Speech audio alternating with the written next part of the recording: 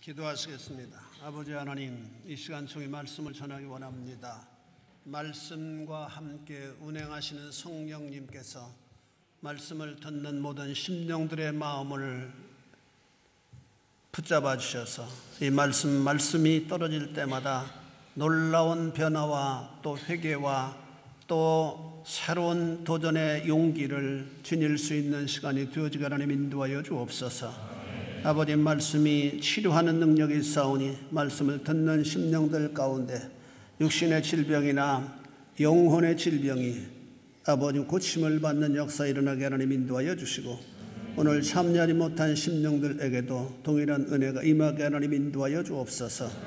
예수님 거룩하신 이름 받들어 기도 올리옵나이다. 아멘. 밤을 만난 성도의 살길, 우리가 이 밤을 수없이 만납니다만은 이 밤을 만날 때 우리가 그 밤을 어떻게 수용하느냐에 따라서 우리의 삶은 엄청나게 달라질 수가 있다라고 하는 사실입니다. 우린 고난이 많아요. 아마도 이 세상에 존재했던 사람들 치고 고난과 상관없는 삶을 살았던 사람은 아무도 없었을 겁니다.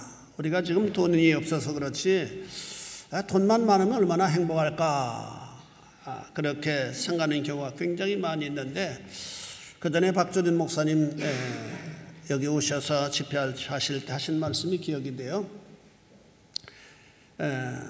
그분이 부자 아주 굉장히 뭐랄까 큰 기업을 하는 분을 향해서 그런 얘기를 했다고 합니다. 뭐 돈이 많은 분들은 아주 행복하지 않겠습니까? 마음 편하지 않겠습니까? 그랬더니 목사님 무슨 말씀이십니까? 아주 그때 당시 벤츠, 아주 제일 좋은 벤츠를 타고 뒤에 앉아있는 사람들 한 3시 정도, 3시 반이나 3시에서 4시 사이에 뒷자리에 앉아있는 회장들 들 치고 똑바로 앉아있는 사람이 있는가 보라고. 다 머리를 뒤로 자치고 있을 거라고.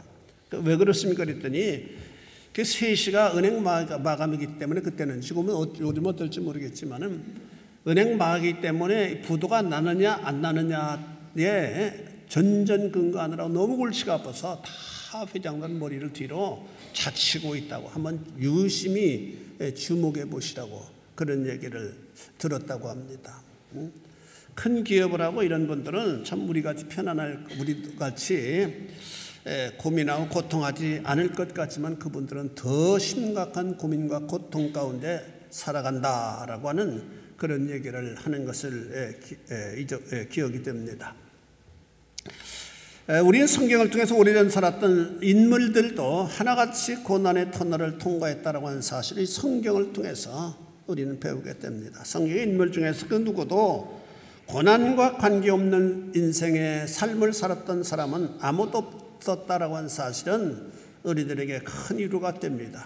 우리가 받은 고난들을 성경에 나오는 하나님을 신뢰했던 모든 인생들도 하나도 남김없이 색깔은 다르겠지만은 받았다라고 하는 사실은 우리들에게 위로가 되어질 수 있다라고 하는 사실입니다. 그렇다면 이 고난은 우리도 만나는 것이고 짊어지고 가야 하는 짐들이다라고 하는 사실입니다. 그렇다면 고난을 무조건적으로 힘들어할 것이 아니면은 가까이 하고 또 어떤 의미에서 사랑해야 될 성질의 것이 아닌가, 피한다고 피할 수 없는 성질의 것이기 때문입니다. 마치도 태양이 솟아오를 때 즉시 뒤따라오는 그림자처럼 우리가 피해야 피할 수 없는 것이 우리 인생길에서 만나는 고난이라고 하는 일들이다라고 하는 사실입니다. 또한 이 고난이라는 문제를 잘 다루기만 하면 큰 유익을 가져다 줄 수도 있어요. 위대한 인물들은 하나같이 고난의 문제 앞에서 도망치려 하지 아니하고 고난과 마주하며 이겨냈기 때문에, 그래서 훌륭한 인품의 사람이 되어질 수 있었기 때문입니다. 고난은 분명 고통스러운 것입니다만 고난 우리로 하여금 보다 아름다운 인격의 사람으로 빚어지게 만드는 하나님의 우리를 만들어 가시는 하나의 수단일 수 있다라고 하는 사실입니다. 그렇다면 고난은 성도에게서 변장된 축복일 수 있다라고 하는 사실입니다. 우리 옆 사람에게 한번 인사를 이렇게 한번 해봅시다. 고난은 축복의 사인입니다. 여러분, 하나님이 우리들의 신앙을 단련시키기 위하여 우리의 인품을 하나님의 성품으로 변모시키기 위하여 주시는 훈련이 바로 그 고난이다라고 하는 사실입니다. 우리는 시편들을 볼 때마다 하나같이 고난에 대한 절규 내지는 탄식을 토하고 있는 장면들을 보게 되는데 그 고난들은 대부분 사람을 통해서 오는 고난들이었다라고 하는 사실입니다. 우리를 고통스럽게 만들고 실족하게 만들고 미움을 갖게 한 대상이 사물이 아니에요. 나무나 산이 아니에요. 나무나 산이 우리를 시험 들게 하고 고난을 우리들에게 가져다 주지 않잖아요. 대체적으로 피를 나는 동저이고 이웃이라고 하는데 더 큰 고민이 있다라고 하는 사실입니다. 그럼에도 불구하고 우리 시편의 마지막은 언제나 찬송요 감사로 마무리하고 있다라고 하는 사실입니다. 그래서 시편을 연구한 분들의 그 보고에 의하면은 시편의 마지막은 언제나 찬송으로 마무리하고 있다. 특별히 시편 150편 마지막 장은 다 찬송과 감사로 마무리하고 있어요. 이 시간 밤을 만난 성도의 살길이라는 제목으로 우리 함께 은혜를 나누기를 원합니다. 첫째로 이 밤을 만난 성도는 아픔이 존재합니다.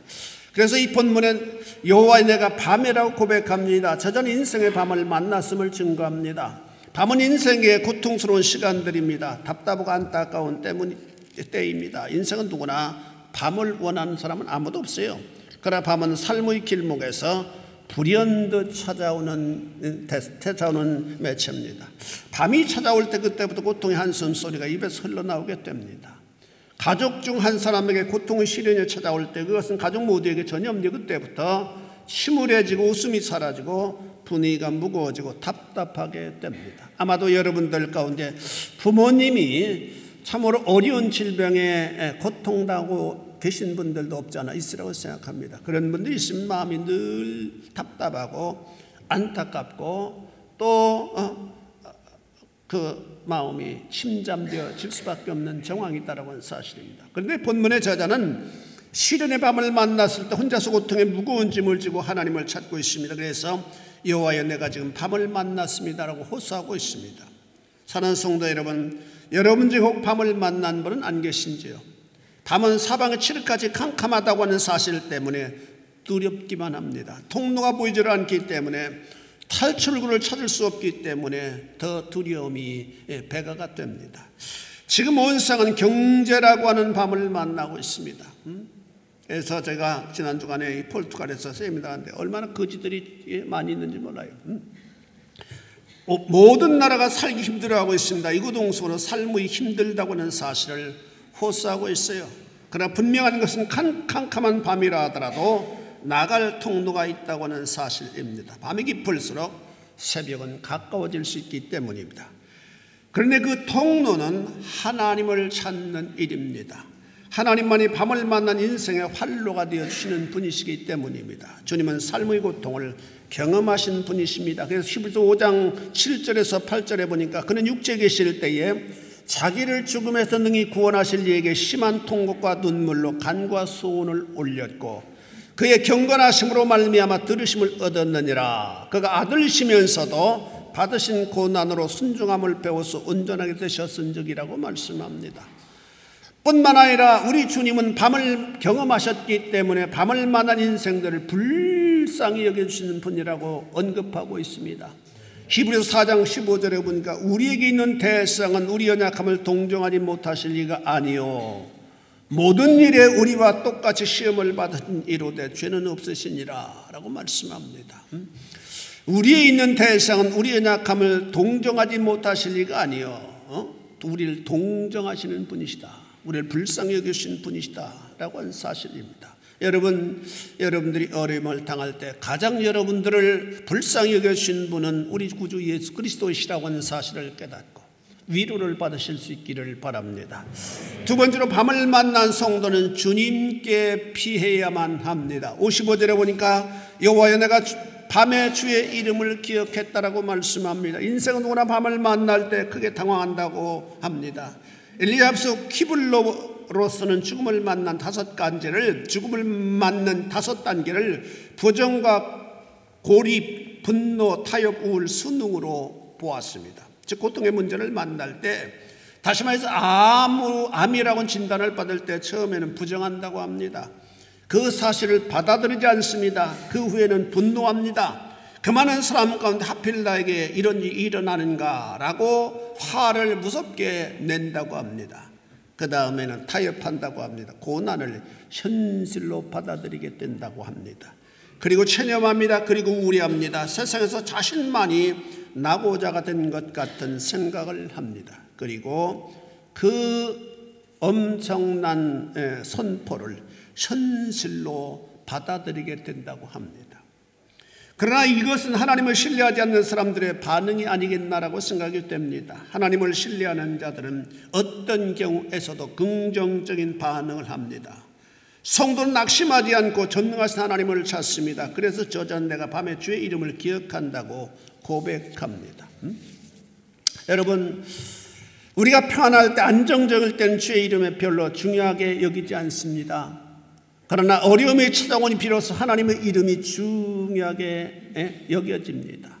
그래서 기억을 더듬어 하나님을 찾습니다. 실패 현장에서, 삶의 기루에서 하나님의 이름을 기억하고 하나님께로 돌아선 사람들이 이 고난 가운데, 이 고난이라고 하는 매체 때문에 하나님께 돌아온 사람들이 굉장히 많습니다. 고난이 없었다면 절대로 하나님께 돌아올 수 없었던 사람들이 하나님께로 돌아온다.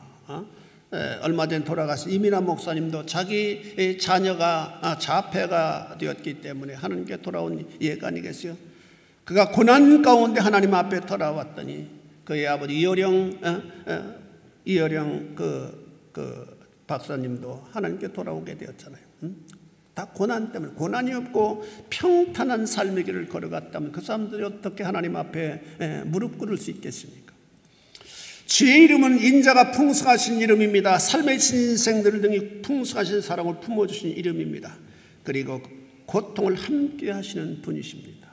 어느 목사님의 교회가 한때 어려웠어요. 사모님 면전을 놓고 얼마나 간절하게 기도를 하셨겠어요.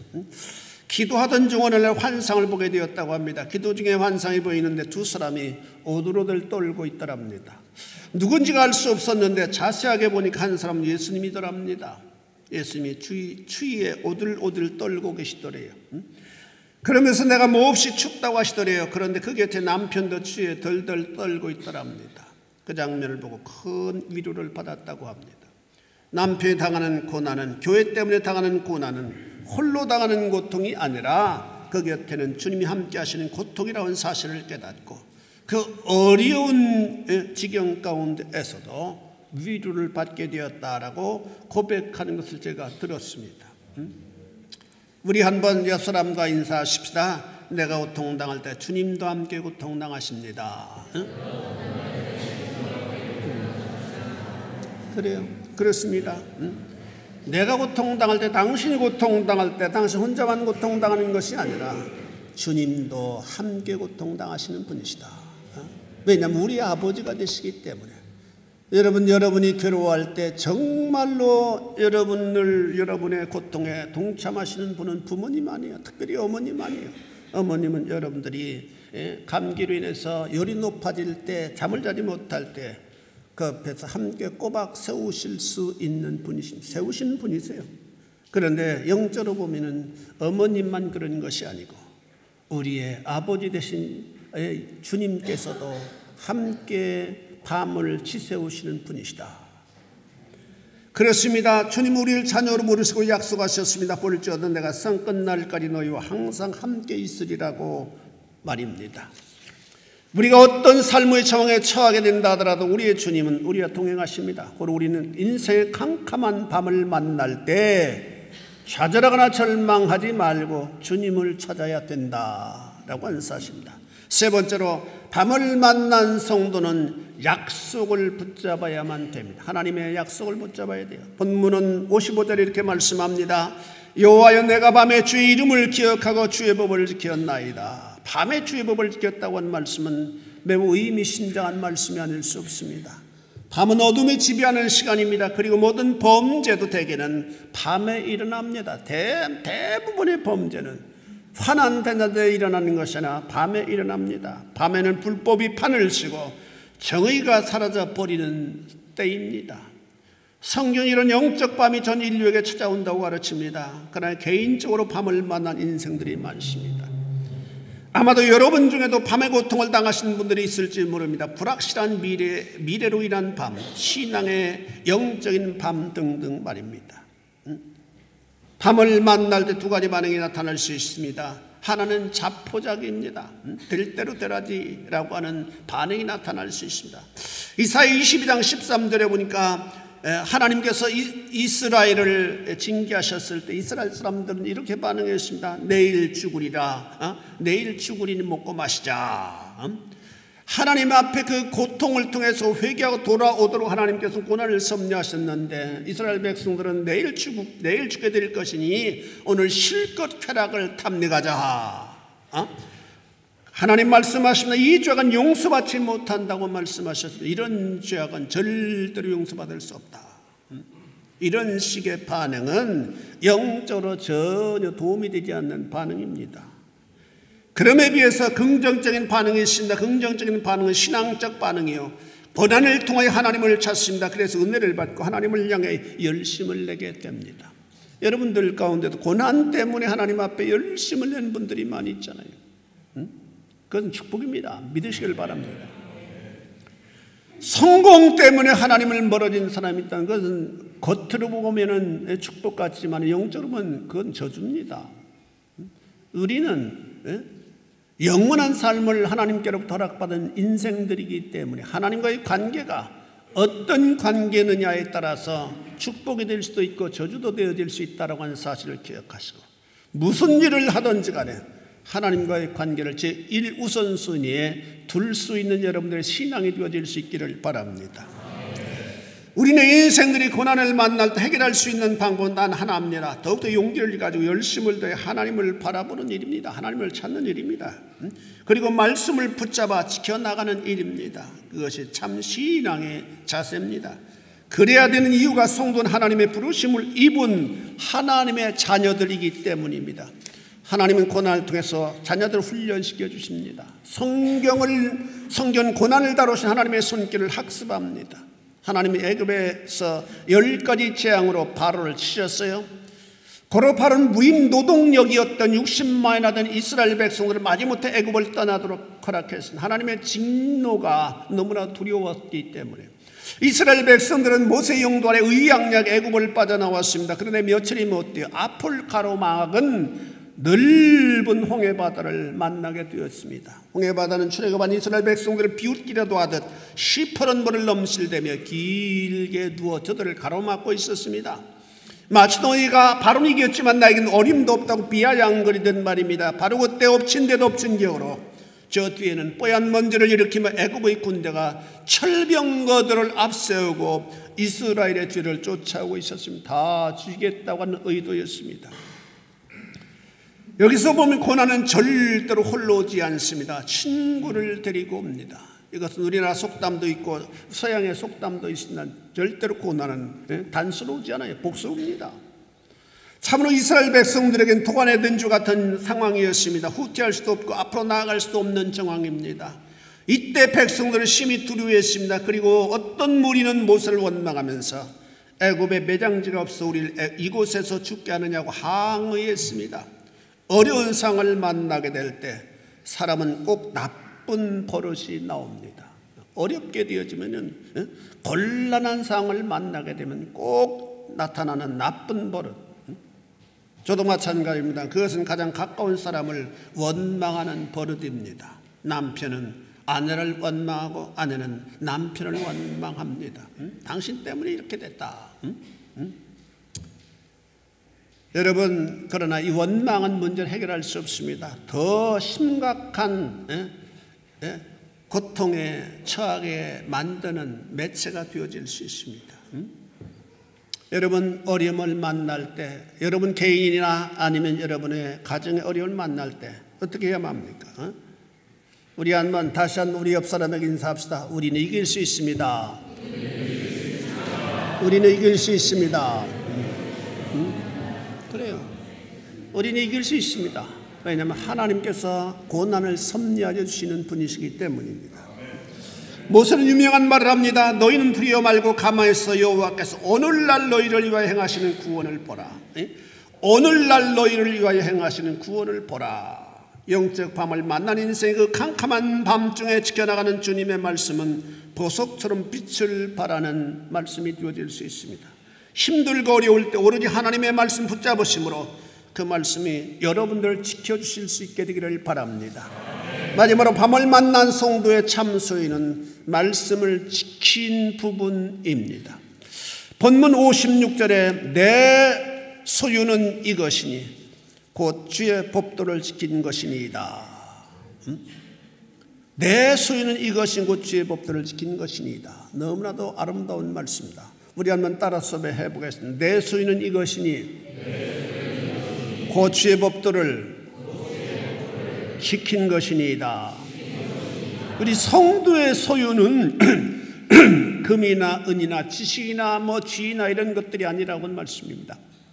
성도의 소유는 하나님의 말씀을 순종한 부분, 그 부분만이 찬란한 보석이 되어질 수가 있다. 하나님이 인정하신 보석이 되어질 수가 있다는 하는 사실입니다. 인생은 이 땅에 살아가면서 많은 것을 향유합니다. 로마에서 유학생활하면서 횟수가 오래된 사람일수록 자신도 모르게 늘어나는 짐들로 인해서 놀라게 된다고 합니다. 이사를 다닌 분들은 다 경험한 부분 아니에요. 이사를 다니지 않고 한 집에 오래 살았던 분은 나중에 기육할 때, 짐 정리할 때 짐내가 이렇게도 많았는가 다 놀란다고 그래요. 분명 유학 올 때는 간단하게 왔는데 살다가 보니까 짐이 점점 늘어납니다. 이것이 우리의 인생의 실존입니다. 그러나 그 짐 중에서 유학을 마치고 들고 갈 수 있는 짐은 별로 많지 않을 겁니다. 그래 갈 때는 대부분 버리든지 아니면 후배들이나 또 이웃들에게 나눠주고 가잖아요. 그게 중요하지 않는 짐들이 많이 쌓이게 됩니다. 우리의 삶도 비슷합니다. 빈손으로 왔지만 하나님 우리에게 많은 것들을 주셨습니다. 또한 그 많은 것을 향유하게 하셨습니다. 그러나 그 중에서 참으로 중요한 것은 그리 많지 않습니다. 여러분들이 죽을 때 가져갈 수 있는 것은 무엇이겠습니까? 초현실주의적인 시를 여러 편 남겼고 날개와 오감도 등의 시를 썼던 신 이상은 폐결핵 3주의 몸으로 동경의 한 병원에서 임종을 맞이하게 되었습니다. 병석을 지키던 친구들이 마지막으로 바라는 소원이 있다면 말해보라고 했을 때 그는 중얼거리듯 말합니다. 내 생에 단 한 번이라도 레몬의 향기를 맡아볼 수 있다면, 이태리에서는 지금 레몬이 굉장히 흔하지만은 그때만 해도 전쟁 때였기 때문에 1930년대였기 때문에 그 굉장히 귀했다고 합니다. 친구의 소박한 마지막 소원을 들어주기 위해서 친구들이 뛰어다녔으나 구하기가 어려웠습니다. 그러던 중 마침 아래층의 환자의 병실에서 말라붙어버린 레몬을 찾아내서 겨우 그 마지막 세상을 떠나는 시인 이상의 손에 쥐어주었다고 합니다. 그랬더니 그 시인은 그 레몬을 코에 대고는 봄의 향기여 라고 하는 마지막 말을 남기고 세상을 떠나고 말았습니다. 이런 것이 어린애의 인생이다. 굉장한 것 같지만은 별로 남을 게 없는 삶이 우리들의 삶의 내용이다라고 하는 사실입니다.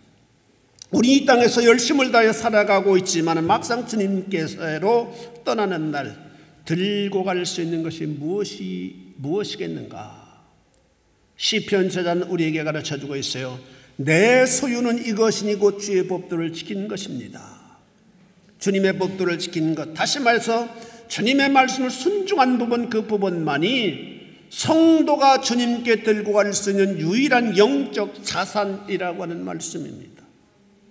그렇다면 여러분은 영적 자산을 얼마나 치열하게 준비하시며 신앙생활하고 있는지요? 바쁘기는 엄청나게 바쁜데 쉴 수 없는 바쁨 아닌지요? 진정으로 주님께서 인정하실 만한 자산, 주님께서 받으실 만한 자산은 얼마나 저축하고 있는지요? 사랑하는 성도 여러분, 이 시간 우리는 밤을 만난 성도의 살 길이라는 제목으로 함께 은혜를 나누었습니다. 인생은 밤을 만날 때 좌절합니다. 너무나도 밤은 고통스럽고 두려움이 가득하기 때문입니다. 그러나 신자는 밤을 만날 때 활로가 있습니다. 우리를 사랑하신 주님이 계시기 때문입니다. 그래서 밤에도 성도는 흔들리거나 좌절하지 않습니다. 더욱 용기 있게 말씀을 붙잡고 살아가게 됩니다. 이유는 그 부분만이 우리가 주님을 향해 드릴 수 있는 의란 자산이 되어질 수 있기 때문입니다. 이 사실을 기억하고 영적 밤을 만난 경우에도 더욱더 용기 있게 주님을 향하여 질려가는 여러분들이 되어질 수 있기를 바랍니다. 그래서 시편 119편 67절에 보니까 고난당하기 전엔 내가 그릇 행하였더니, 고난당하기 전에는 내가 그릇 행하였더니 이제는 주의 말씀을 지키나이다. 무슨 말씀입니까? 고난을 통해서 바른 길로 돌아서게 되었음을 고백하는 말씀이 아니겠습니까? 시련의 바람을 만날 때 그것은 오히려 축복의 기회가 되어질 수 있습니다. 밤을 통해서 더 많은 영적 자산을 저축할 수 있는 여러분들의 지혜로운 삶이 되어질 수 있기를 주님의 이름으로 축원해 드립니다. 기도하시겠습니다. 자비하신 아버지 하나님, 주님의 은혜를 감사를 드립니다. 우리 이 땅을 살아가면서 원치 않는 밤을 만날 때가 얼마나 많이 있는지 알 수 없습니다. 원치 않는 병을 만나고, 원치 않은 경제적 어려움을 만나고, 원치 않은 감정의 또 차이 때문에 관계의 밤을 만나는 경우도 있고, 아버지여 참으로 미래에 캄캄한 암담한 아버지의 밤을 만나는 경우도 없지 않아 있습니다. 아버지 하나님, 그러나 우리에게는 우리의 영적 부모이신 하나님이 계심을 감사합니다. 아버지의 밤을 온전히 섭리하신 하나님, 내 인생의 미래를 수양하신 하나님, 그 하나님이 계시오니 아버지의 어떤 경우에서도 하나님을 바라볼 수 있는 지혜로운 그리스도인들이 되어질 수 있도록 주님 축복하여 주옵소서. 밤을 만날 때 그 밤 자체만 바라보지 말고 밤과 동행하신 주님, 밤을 섭리하신 주님을 바라봄으로 말미암아 밤에도 더욱더 주님을 앙마하고 주님의 말씀에 순종하는 삶을 살아드림으로 말미암아 많은 자산을 만들어갈 수 있는 심령들이 되어질 수 있도록 주님 축복하여 주옵소서. 예수님 거룩하신 이름 받들어 기도 올리옵나이다. 아멘.